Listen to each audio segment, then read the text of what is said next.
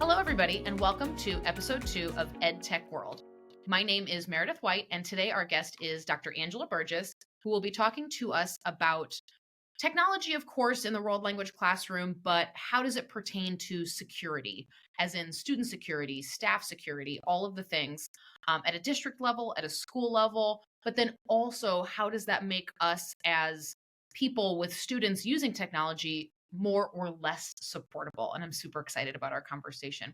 Angela, will you tell us who you are? I just said who you were, but will you tell us where you are, what you do, and a little bit about yourself? Yeah, of course. So thank you for having me. First of all, my name, as Meredith said, my name is Dr. Angela Burgess. I am an ed tech coach for middle and high school in Forsyth County Schools, Georgia. I came into this role about 7 years ago. My classroom background, prior to becoming an ed tech coach, I was a French teacher for 14 years. Then I became a school-based ed tech coach and then moved to the district office. And once I moved to the district office, I also spent 4 years still teaching French for our virtual academy. Our district has a virtual academy. And so I built and designed the French 1 program for that virtual academy. Your experience is so interesting to me too, because it's sort of split between these two worlds that are also my favorite things, like loving world language, loving teaching, also Yep. loving helping other people and supporting people in that way, figuring out a way to get around something or, rig something up, like if it's technology, if it's like, okay, you could do those flashcards and then make a quiz or like figuring out things. I think we're really similar in that way of like, kind of it's interesting, like education's interesting, and then you being specifically world language and then technology with some overlap there is really, really cool. I've said this before, I know in conversations with you and with other people. In episode 1, Tim Egan and I mentioned that world language teachers are really, for in a lot of ways, have been and are and will continue to be on the cutting edge for a lot of Yeah. in a lot of ways of technology, because we have to curate so many things together, like audio, video, authentic resources, rich images with color and all of these different things. Not that other content areas don't, but for a long time you didn't They see a had lot. everything. Yeah, they have everything. And where a lot of times we're kind of more noticed now, but it's still a little bit off to the side. Would you say that you've seen that like in your journey in both technology and world language, but what also is kind of your viewpoint, your philosophy, your outlook of technology in the world language classroom? I've often said that because I get asked all the time, well, how did a French teacher get into technology? And I'm like, how are there language teachers that aren't Mm, into technology? wow. I started using technology in my classroom because I couldn't take my students to a French speaking country every year, certainly not every day. But with technology, especially as I started teaching in 2000, I was using things like AIM with my students to connect with them, to be able to provide as needed support for them. Um, and technology wasn't the way that it is now, but the internet was certainly there. There wasn't Google or YouTube, but the internet was there. And Napster was a thing that we didn't think was a problem. And so I Amazing. was able to, right? What a time to be alive. What But a I was time. able to take all of these resources that I found online and bring the French speaking world to my students on a daily basis. So I was one of the first people when we were just we weren't using chalkboards, but we were using whiteboards. We had a TV in our classroom. And so I found this thing that would let me hook my laptop up to the TV so that my students could kind of see it. Right. So I was doing things like that well before people were thinking about, well, how can we put like an interactive projector or an interactive panel in the classroom? And the TV wasn't a giant TV. It was maybe like a 27-inch TV. So it was Right. just barely bigger than my laptop, but it allowed me to be able to start bringing those things into their world for them to see more than just the pictures in the textbook or the pictures in the magazine that someone's mom had brought from Paris in 1992.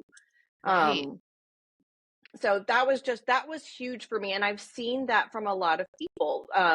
You yourself, Spanish teacher turned into a tech coach. I have a number. It's amazing to me how many of my friends in my ed tech world turn out as we start talking, oh, they're a former language teacher. And it makes so much sense about why we have connected as friends, because, oh, we share all the same experiences. Absolutely. And so many of the same references, and we always kind of find each other. There's one in my Yeah, district where I was like, wait, when I came into this role at my school, and I'm like, wait, I know that name. And I didn't know that she had also come into this role. And so when we saw each other, we went, hey, because we'd always only seen each other like at conferences for world language. And it right. was, what are you doing here? What are you doing here? Yeah, I think the thing that stood out to me with that example of hooking into the TV, and that's so funny that you say that, because I can remember buying, like, somewhere on the internet, like 2010, like basically a caster to wirelessly project my computer onto the projector, but it made it so much smaller. Like, it brought it in probably like 6 inches on either yeah, side of the projector screen, maybe more than that, maybe closer to a foot. And then so I'm losing like some valuable real estate, but just people, I mean, that's only like what, 14 years ago. People thought that like I was a wizard. I mean, they were just like, yeah. that is magic. And I was like, look at, I can be anywhere and just Look wire what I can do. thing. Yeah, it was Yeah, so funny. And so even simple things like that, which to me come back to, and the note I made to myself here was just showing stuff. If you're in a place that doesn't have resources, because published resources like a textbook or workbooks or just literally something for the students to be working in, right, we're as world language teachers, like, it's not, if you're not a core class, which by and large we're not, even if it's required for graduation, it's still not quite the four core, quote unquote. And so if you don't have those materials, or like I've seen in my own experience, you have a class set of books that may or may not exist. So literally, like you said, just showing students something big in color that yep, they may not have physical access to, but also, yeah, like to show them places, people, culture. I mean, I just think of the 3 Ps, like perspectives, practices, all of those things. You're like, I have to show you stuff.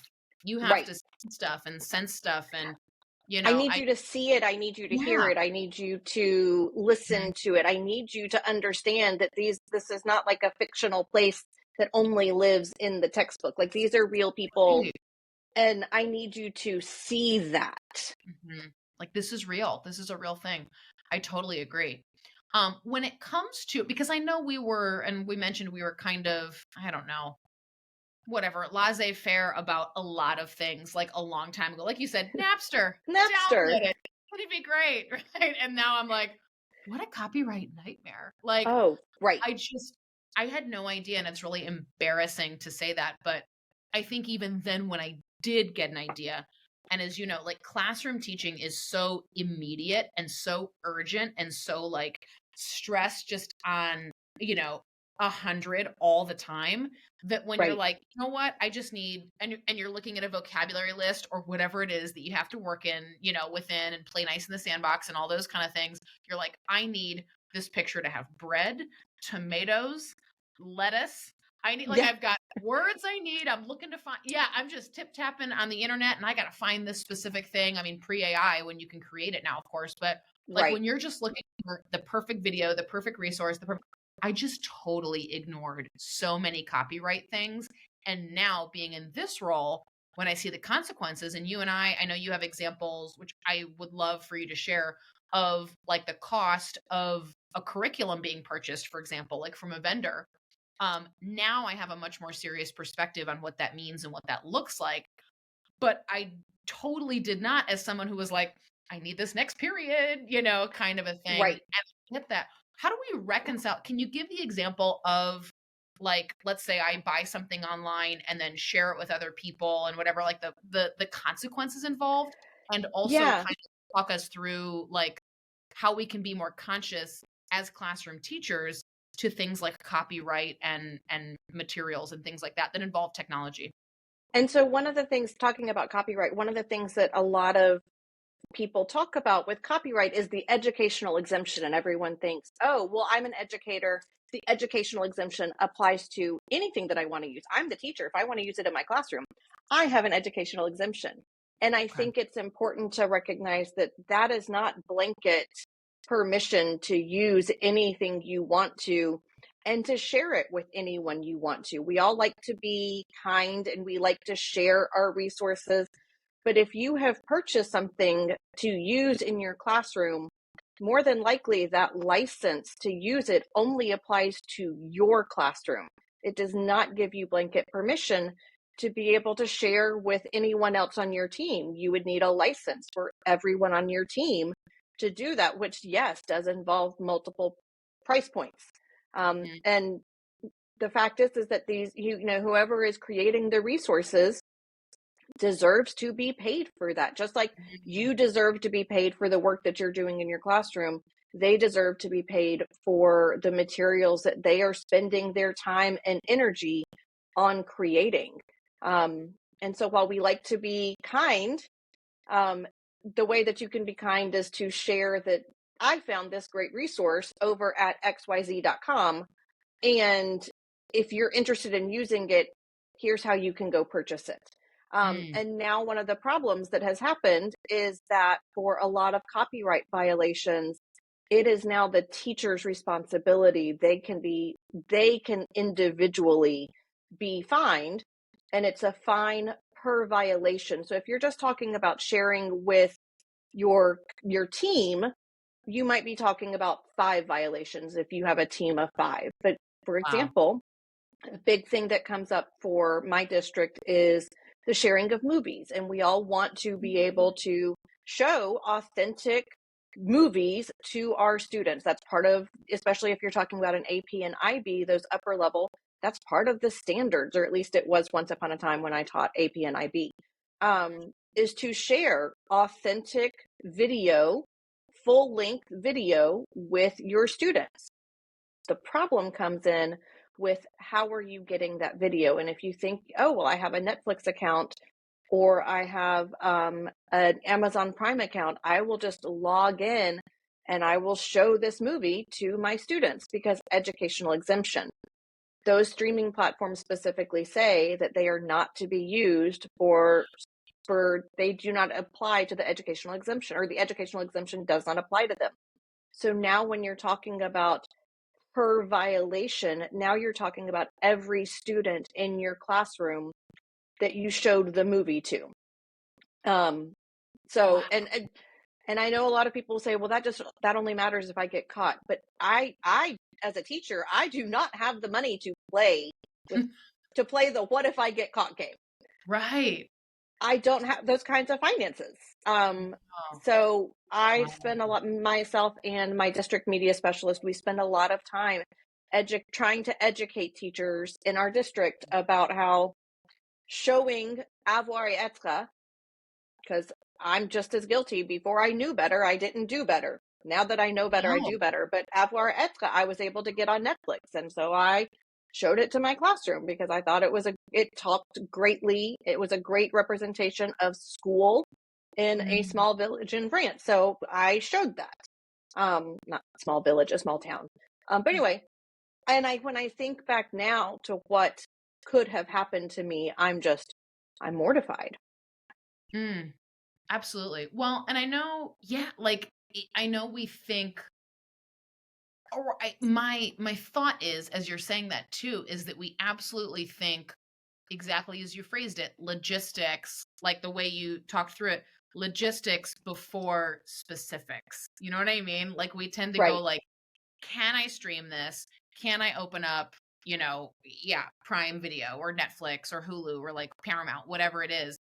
Like, can I? Not like, can Not I? should I? Yeah, exactly. Like you can, but maybe you shouldn't, or you need to look into that. Because that's like you said, really rolling the dice. And one of those things that I've absolutely been there. It's like, what are the odds that I'll get caught, or whatever. Right. And super easy to say that until You do. And I know vendors that I know that sell, things here and there on different platforms online, will slowly sort of case by case either come across things that they have created that they clearly have Yep. a watermark, a copyright, whatever. And many of them are very kind, but they're you can be kind and firm, and they very firmly say, I noticed that even just like in COVID, I noticed that you read this novel aloud on your own YouTube channel. And, that was allowed for 6 months during COVID, but I need you to take that down now Right. because that's a paid resource. Yeah. Like they made a lot of, they gave a lot of grace during that period, made some exceptions, but ultimately, if you paid for it, I think you're exactly right in how you said it. It's important to kind of pass along the link to be shared and not just the resource. But yeah, that's hard. And I definitely wasn't one to think of the consequences at all, especially if the money was tight and you're like, I barely have the money for these resources. Right. Or like, let me just buy this, unit for $50 or something. I mean, that, like a lot of money. And it's like, Yeah. I think it's really important to look at the additional license pricing, and I'm picturing some vendors in my mind specifically who have really reasonable like license pricing. I mean, it's Right. like you want to buy 10 additional licenses, they're $1 each. So it's not Right. like you're going to pay for this $50, unit or this $200 curriculum. It's not going to be another $200. It might be another $15 or whatever. And I think it's important that we remember that we have to have those conversations first. Mm, We yeah. ask that first. We ask, is there a possibility? Because some vendors may be willing. They understand, that especially if things are Yeah. being purchased from personal funds versus school funds. They may be willing to help you out, but it's important that you have that conversation and that you ask before you end up getting sued for copyright violation. Yeah, no, absolutely. When you see, so we've mentioned some resources, and those, of course, like involve technology. Whether it be, a lot of platforms will put them on, an online, like a cloud-based Google Drive or that kind of thing. When it comes to tools, let's say I go to, our state conference's flag, our regional conference's Sculpt, but you've got all 50 states have one, and then all the 5 regions. So you've got Pacific Northwest, Central States, Southwest Sculpt, and then NECTFL, Northeast.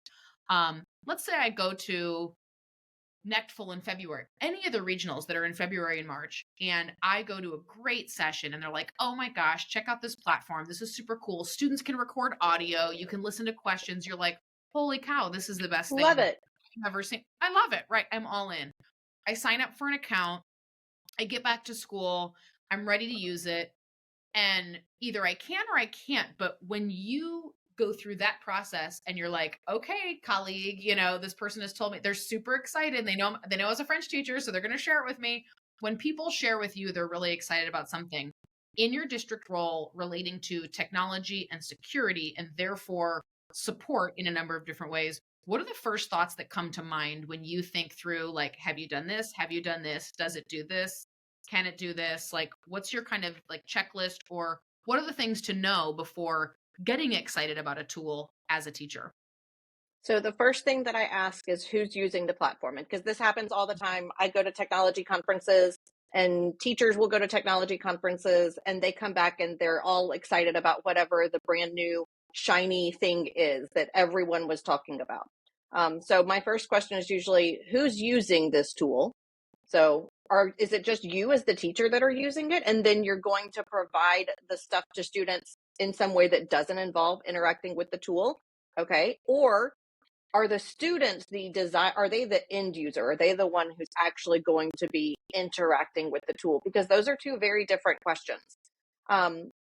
As teachers, we are required to protect our students' privacy, just the same way that we are supposed to, in the case of a horrific event, we're supposed to protect their personal safety, their personal the privacy of their personal information is something that we have to protect as well. So we have been using in my district for years a platform to evaluate whether platforms are protecting students' privacy. And the big thing that you have to be aware of is One, does the platform just flat out say the tool, whatever the new shiny is, does it say not for use for students 13 and under, or not designed Oh, for use 18 and under? okay. And those are two big things that you have to look for. And if it says that, it can be used by students under the age of 13 or only for students age 13 and above, does it then say that they can use it, but only if they have parent permission? And then what does your district say about that? Because different districts have different policies about what is considered to be. What you really want to look for is there's two federal laws. One is FERPA and one is COPPA. Mhm. FERPA is for all students. COPPA is specifically for students age 13 and under. And it talks about personally identifiable information. What is it that the students are sharing that is going to be personally, that someone could use to identify who they are personally? And the two laws, FERPA and COPPA, define personally identifiable information slightly differently, depending Mm, on whether the students are under the age of 13 or over the age of 13. And you also have to determine, all districts say, okay, well, this is considered, yes, this is personally identifiable, but also it's district information, it's directory information. Things like the student's name, which seems like it would be the most obvious as far as personally identifiable, is their name. But there are some things that just have to be shared. Like if you're going to put it in the yearbook, then you can put it here. Um, ooh, that's a great rule of thumb. Okay. so things like their name is probably fine to be shared. Um, Even sometimes their gender is fine to be shared. And every district determines what their directory information is, their yearbook information is, a little bit differently. But when you're looking at that, so the next thing that you have to look at is, okay, what is this new shiny going to collect from my students? And Mm, are they allowed to collect that without getting parent permission? Um, so because some things, one of the things that we like to, obviously, as language teachers, we want to record our students.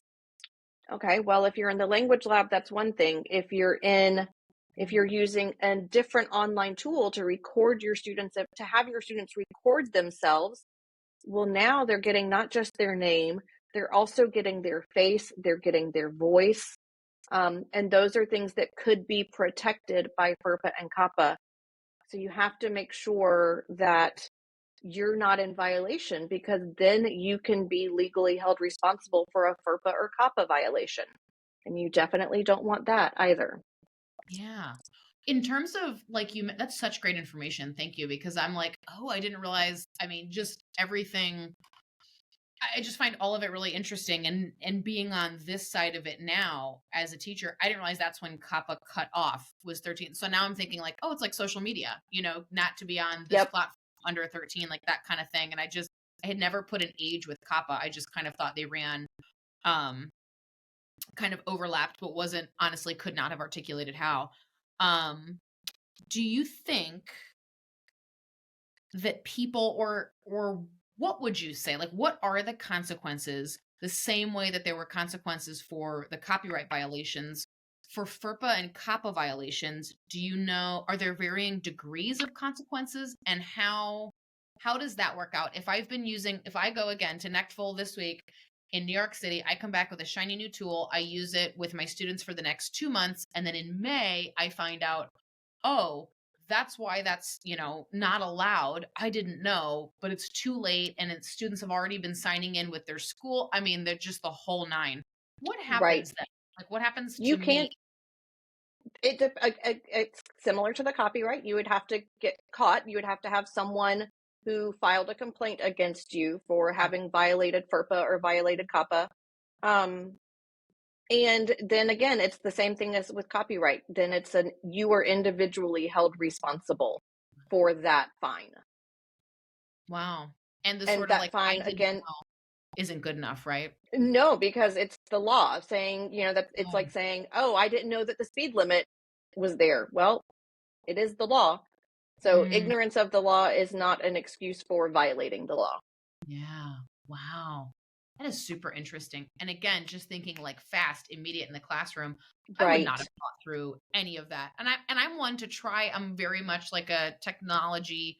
experimenter, if somebody Yep. comes in and says, hey, have you seen this? Or, this AI thing now, I'm thinking generative AI, like all these different tools, like, especially after COVID, I absolutely front lines. What do you want me to do? Let's log in. All Let's these get a tools, right. to experiment it. Yeah, all the things.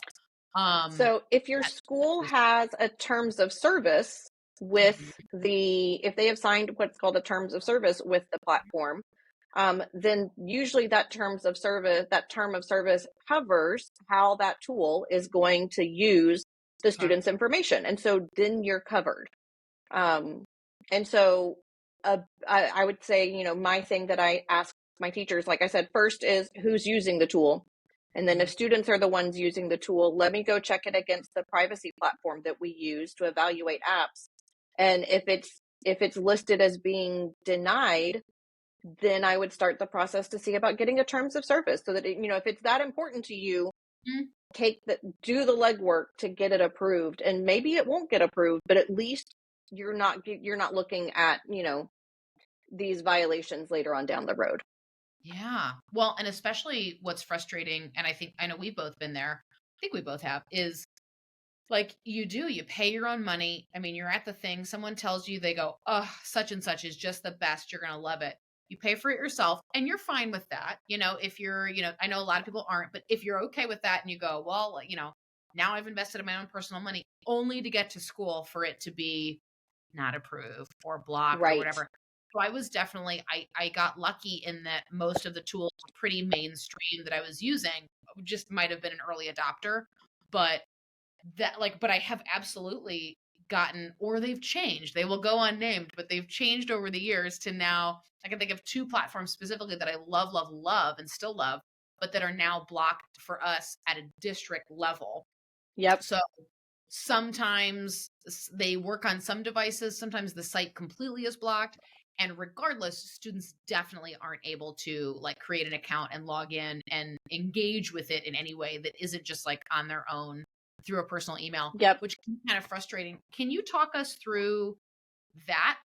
The difference between if something, because I know I would just sort of generically say it's blocked, but now I know better and I'm like, well, Oh, what's blocked? Yeah, that's just like right. going to the mechanic and being like, my car, it won't run, It like won't it won't do the thing. it won't car. I can't car, or somebody asks you what the problem is, with your car. Like, well, what's it doing? Blue. Like, that's not information, pertaining Yeah. to what kind of car do you have? Four wheels. Like, that's not helpful. So I would definitely have been doing that in the reverse order of not checking first and then, kind of engaging. What is the difference between blocked versus like not allowed at the district level or at the school level? If somebody says, oh, I'm trying to get on such and such, and I'm trying to record audio using whatever, I like, there's so many Whatever. great Yeah. platforms. Yeah, Moat, Vocaroo, Go Formative, like all of those record audio and they're great, but they're not your, school LMS. What's the difference between blocked and like not allowed? So something could be blocked. It could be blocked for all users. It could be blocked for just students, but still allowed for teachers. Um, and then it could be something that is not allowed, meaning it's not blocked. You can go to it, but you're not supposed to. And so we're trusting you. We can't block every site in the entire world, Hmm. um, because then that kind of defeats the purpose of the internet. But Right. we can trust you to be a responsible person and to look at this thing and go, oh, that doesn't meet the Mm, use of our student. That doesn't meet the needs of our students and it doesn't protect their privacy. So maybe the district doesn't even know that it's a thing that is out there yet, because obviously not everyone can keep on top of everything all the time. mhm, Um, so it might be blocked, but it might also just be like, hey, use your best judgment. And it could be something that it's not allowed without parent permission. And so then they can't block it. And so it's on you as the teacher to make sure that you have parent permission for your students to be using that. mm. And then you could also Wow. have things that are just allowed, things that are um, like your LMS, Hmm. whatever your document studio type thing is, whether you're a Microsoft school or a Google school, or like my district, we're both. We love all the platforms. So those are allowed and approved. Mm-hmm. But then you have those other ones that might have like limited approval. Like, Mm-hmm. it's not blocked, but you got to make sure, you got to have done your due diligence to make sure that the people that are using it have the permission to be using it. I think that's the key, is really just being patient and like waiting a second. You know, we get so excited as teachers where we're like, this is going to be the thing. Like, this is going to, be so exciting. And as language teachers, we're like, oh, someone's done it, like it's all in Yeah. one place. You mentioned, like I said, great audio platform. I love all three of those, but they're all very different. Mm-hmm. Would you say your advice, which has kind of become my advice in this school year, is to check your approved list first? So to Yeah. go about it in that way of like, okay, hold your horses, check what's approved, like check with your technology platforms in Yep. your setting, school or district or whatever, and then go from there. Or check that what you already have doesn't do what you're looking for. Definitely. I mean, you definitely don't want to repeat apps. If you've got 5 different apps that all do the same thing, then you have 4 too many apps, maybe only 3 too many, because maybe one offers something slightly better. But if you're using 5 different tools to do the same thing, yes, there's some benefit to having variety, but also when you've got too much variety, it can cause confusion. So if you've got, my rule of thumb is, one, first, like you said, always check. Before I fall in love with a new tool, the very first thing that I do is I go and I check it to see, what does this say? Can I use this? Can I share this with people? One of the worst experiences that I have been part of was, we had presenters from a local university come and present to our world language department, all about technology tools that they could use. And I wasn't there. I was already at the district level and I wasn't at the presentation that day. But one of the teachers was like, hey, can we use these? And luckily had the foresight to ask me before they decided to fall in love. And of the like 70 different tools that they presented to them, which, one, that's just mind blowing, 70 tools. Of the 70 tools that were presented, I think they were only able to use 2 of them, because they were, the way that they had these tools, these platforms were not taking any protection of student information. Wow. Well, and how Which would is you just know? Because the companies just, the tool, you're just going to highlight the pros and, not talk, they're out to right. sell the thing, and they're not thinking probably student privacy first. And it's, And they're white. dealing, they're from a local university, so they're dealing with college students. And once you're Yeah. over 18 and then you're in a secondary, you have completely different things that apply to you. You've never Yeah. even heard of COPPA before. So Right. I didn't even think about that. Yeah, that's super true. I'm thinking about it like, I know we're both married and have been married for a while, but I think about it like dating. If somebody's dating somebody, I'm like, Google them first. Google them first. right. Like, so Absolutely. Yeah. vetting platforms, Before like you fall in love with the guy, Google him and see, Google them. Right. what does he really do? See what we're dealing with here. Yeah, absolutely. I think, and I think you're right about the overwhelm too. There's so many tools that I know, like, again, we're in large districts. We have resources. We're really lucky that way. But even some of the more rudimentary, they're not really that rudimentary anymore, because after Right. COVID, LMSs have really stepped it up. And because all of these content areas now are saying, hey, we want audio recording, we want screen sharing, we want, so on and so forth. So I think they've really done a lot. But I absolutely kind of bypassed features that I didn't realize were embedded in our LMS, and went for, the third party thing that did what I didn't think we could do. I should have taken a deeper dive into some of those features. The other thing is too, when you go to some of those sessions or you hear about a tool, if you tell me about something that you can do in Teams, for example, because I know we both, like you said, have Microsoft platforms and that kind of thing.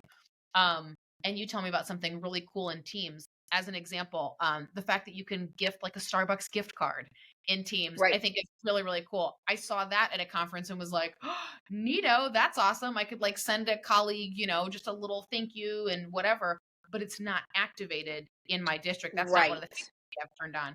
So that's Yep. just an example too of something that I think of, like, not just see if you can do it and go, oh, I have that, we can do that, but like literally see if you can do If it you while can do it, because you're. sometimes you physically cannot, because every district has their, like I was saying about directory information, every district has their own policies about what they're going to allow their platforms to do. Mhm. So, with if you talk about your LMS, you might have the same LMS as someone in another district, but just because they can do something with it doesn't mean that you will necessarily be able to do it, because there's the ability to customize in ways that meet the needs of your district. And like you were saying, like the LMSs really have stepped up their game. They can do so much. Problem is they're not the sexy tool. And so No. sometimes we look at those outside, we're looking for something Mhm. when really our LMS that we already have that is approved for everyone to be able to use, it can already do Yeah, that thing.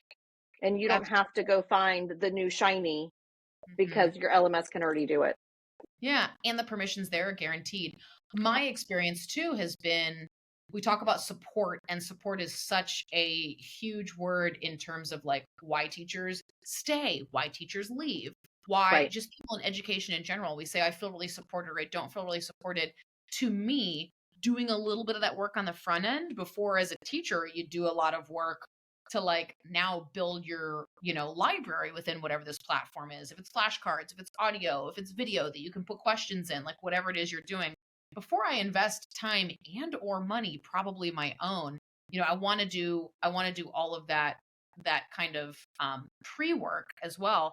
And that makes me more supportable to my technology team, right? I mean, if I've done the Absolutely. due diligence, if we already pay for it, we already have whatever, and then I go to my school building technology person and go, "Can I get some more training on such and such?" Knowing that we as a district include it, the answer should be yes, right? Like that Yeah. helps support me. But if you've gone out and found shiny new tool that is not a district supported tool, not you are choosing to Mhm. use this tool on your own, which also means you're choosing to support yourself. Um, Mm, which can, it can feel frustrating when you're out there choosing something you think that it's, going to be, it's the best thing since sliced bread, but the district can only support so many things. And so, yeah, when you're choosing to use the tools that are district managed, that are district supported, you mhm. are more supportable that way. Yeah, that makes a lot of sense.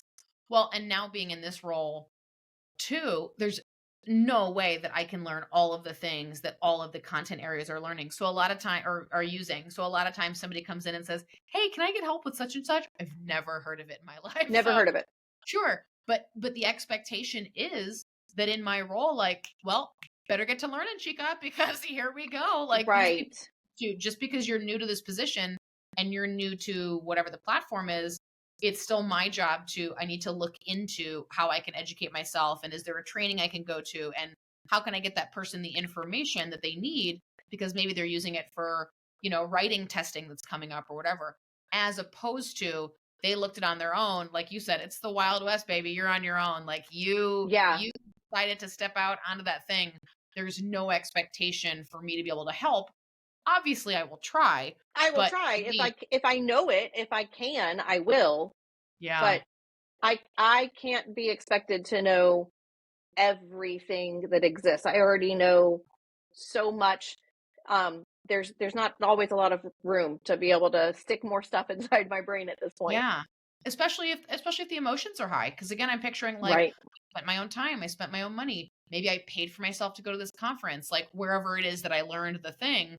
I'm thinking of all of the steps that lead up to it, and then you come back and it's like, oh, and we can't even Ah, use it at school, or it's blocked right. on the network or whatever. And it's like, well, that was also a series of your own choices. I know that's harsh, Right. but You could have gone in and done your due diligence first, which will keep you from feeling as frustrated.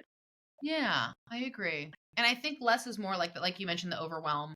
It's all these tools and all these platforms are becoming like the cereal aisle. There used to just be like 8 cereals to pick from, and it Yeah. was like that's it. I mean, there's what, 250 now? There's so And many. there's like 15 different versions of Cheerios. Correct. Like, so And even there if there's used to more, just be Cheerios. yes, that was it. Like that's all you, and just Frosted Flakes or just cornflakes. Right. Cornflakes.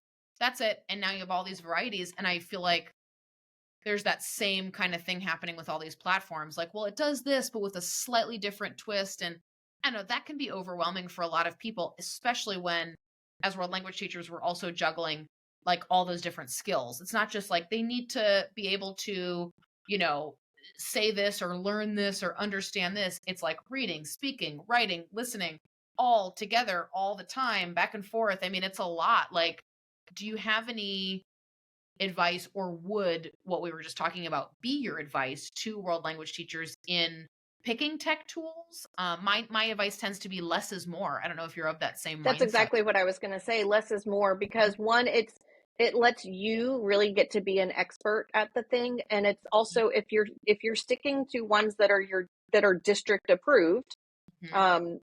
it lets your students be more comfortable also. And I think that's one of the things that we forget about, as we so often say, they're kids, they know how to use technology. Yes, but they don't necessarily know how to use the new shiny tool. Just Right. because you found out about it at a conference last weekend does not mean that on Monday your students are going to have any idea. And so you have to be able to then walk them through how to use that thing also. Yeah. And if they've got, 7 different teachers who are all trying 5 new tools, that's a lot of things for them to have to keep up with. And so I definitely like the idea of less is more, and sticking with the things that are going to like really kind of hone in on the ones that are going to accomplish what you need as your learning goal, not just because it's the new shiny. Mhm. What is your learning goal, and is there a tool that you already have that can do that, that students are going to feel familiar with, that they're going to feel comfortable with? Because when you're looking at the new shiny, if they aren't comfortable with it, well, now you're assessing not just their production of the language, but almost assessing their technology skills as well, and that is not something that we should be looking at. Yeah, it's another way of like sort of grading behavior without Right. realizing that you're grading behavior. And automatically assuming too that our students and other like young people, let's say teenagers and from 18 and down, are just automatically like natively amazing at technology. They're not. Like They're not. nobody, there might be more used to it or more comfortable, but also but maybe not, because I know some people in their 50s, 60s, 70s who are like tech whizzes, and they're just Right. curious. They don't mind clicking around. They know they can't break it, or if they do, it's not really, broken, that kind Right. of a thing. A lot of kids have trepidations, and a lot of older adults have, no problem, just, don't mind that at all. So I think it's also tricky to group them into that mentality of, like you said, like, oh, they'll know what to do. It might seem like they know what to do, but they're learning Right. it like you are. And they also get frustrated with so many clicks and so many logins and so many places to go that, I mean, we saw that in Yeah. COVID so much, where it was like, if it wasn't all in like one document, just a click, click, click, done. I mean, you got about 3 clicks in, and kids were like, "Oh my gosh," and adults too. And adults too. It's one of the things that I always talk to my teachers about, is can you limit the number of clicks? Can you Mhm. do this instead of in 5 clicks? Can you do this in 3 or Yeah, in 2? So it's yeah, often as possible choosing tools that can be embedded or directly tied to where they're accessing it from the LMS, rather than saying, okay, go here, then go here, then go here, then enter this information that is not your normal information, and then you can do the thing. No, you've lost them. They're not going to do yeah. the thing Like, I'm not doing it. Or that better be the only task we have, is to go for the in entire day. Yep. for the whole day. Like, this is it, because you're going to have to go to 3 different places. Some of these websites are And so it great. better be super important to you. Like, Yes, don't it use better that be. for just a That's right. For funsies. Like, this for better be funsies. good. And I want to feel prepared, and I want to feel like I'm set up for success, not just, okay, today's grade is, and you've got 30 minutes to log in and get to 4 different tabs. Like, that's really overwhelming. I mean, imagine if, It can be. a faculty meeting was like that.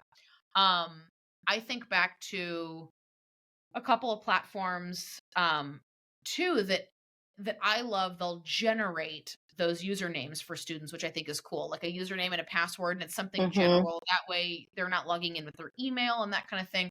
Would you say like though that's worth it, or do you also what would you say about things like that where like you can kind of manually input students? It's another login to keep track of, but maybe, pros and cons. And then also what would you say to for single sign-on? And for those listening who don't know what single sign-on is, anytime you, and clarify me if I'm wrong, Angela, because you know way more about this than I do, but like when you log into some place and it says sign in with Google and you're already logged into your Gmail and all those kind of things, like those are examples of an example of single sign-on. And for our students, that's really tempting because we do give Google accounts. So those sign in with Microsoft, those sign in with Google, all of those single sign-on buttons where you could just do it all in one place are really handy, but I don't think they're a great idea. Would you agree with that? Like, or do you see district permission issues with convenience, like creating Yes. streams and single sign-on versus what we should actually be doing? So I think one of the things to think about is, a single sign-on platform, we use a single sign-on platform in my district called ClassLink.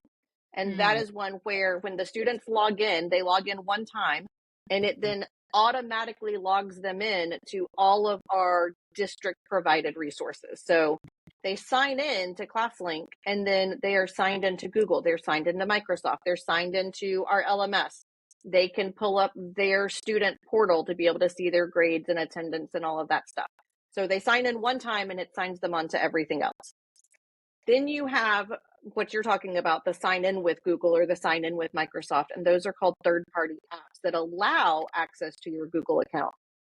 But not all of them, just because it allows access to your Google account and you're signing in with your Google account so that you don't have to remember another username or username and password, you got to think about now you're giving you're not just getting access to that platform is getting access to your Google account as well. Mm-hmm. And so Google recently made a change, and I believe that Microsoft has as well, where by default, a lot of those apps for school institutions, you can't use sign in with Google because you as a district have to go in and evaluate. Someone in your district, someone in my department has to go in and evaluate, do we allow this platform to access student information? And if the answer is no, then we have turned a lot of those off. So if they try to sign in with Google, it'll say that they're not able to do that for that platform. And that again goes back to FERPA and COPPA. I think of too, that first screen that comes up after you're like, yes, is like, do you want to give such and such, access to all of your like Google Calendar and Google Drive? And what do so many of us do? We're like, continue. Mm-hmm. Or you don't read it. What I seem to find is that there are two different reactions. One is just that people click continue. And the other is people go, oh, well, no, I don't want them to have access to any of that. Without thinking, well, the reason you wanted to use that platform was because it accessed that. So like just thinking about it logically and going through, what is it actually doing? I know none of us want to read the terms of service and, that, do you accept the terms and agreement? But sometimes it's a good idea, especially if you're talking about not your information, but your students' information. Yeah, super true. My colleague says a lot of times, like when you're signing in through Google or Microsoft, and those are, again, just two big names that we keep using, or anytime you add a Chrome extension or anytime you add, whatever it is, he's like, it's like giving the keys to your house, Would you give the keys to your house? Well, sure, to Google and Microsoft, I'm going to trust those. Those are more, reputable than like Bob's Chrome extension, or whatever. Right. Yeah. Source, or anytime you find things like that where you're like, no, let me do a little bit more research. I think we tend to get impatient when it comes to tech tools. Again, just being like, this does exactly. No, but I want it now. I need this now. Yeah, and I think you're right. We need to like pump the brakes a little bit and just go, okay, first of all, do I really need this? What does it do? How is it helping my students and their language goals? Because like you said, is it just shiny for shiny's sake? Like, sure, there's a time for fun and there's a time for whatever, but if it's going to be all of that hassle and logins and clicking just because like it looked fun, right? I might count me out. I might say exactly. I might be like, never mind. Absolutely. This has been so interesting, and I know every time we talk, you always teach me something, but I appreciate. I know it probably seems really simple, but I think my same reasons for not, until this role, really diving into my own comprehension or lack thereof when it comes to like privacy and support and all those kind of things, speaks highly to where I've been, that we have a lot of tools and we have really nice technology people who were like, Right. yeah, okay, tread lightly, or just the fact that I maybe didn't get caught. I think there's absolutely some student privacy issues along the way, or even my own, but the tool looked neat, and I kind of went with it, and teaching is so immediate, so it's nice to now be able to learn more and zoom out a little bit and really see technology in the world language classroom so much more like holistically, and just really take a little bit more of just a well-rounded look at it. So we appreciate And I all that. think the fact that we both, admitted that when we were in the classroom, we made some mistakes, but I think it's important to share that we are not speaking from a place of we do everything right all the time. We Right. made mistakes, and so we get it, but we want to help keep you from making those mistakes, especially now that laws have changed and, results have gotten more Mhm. dire.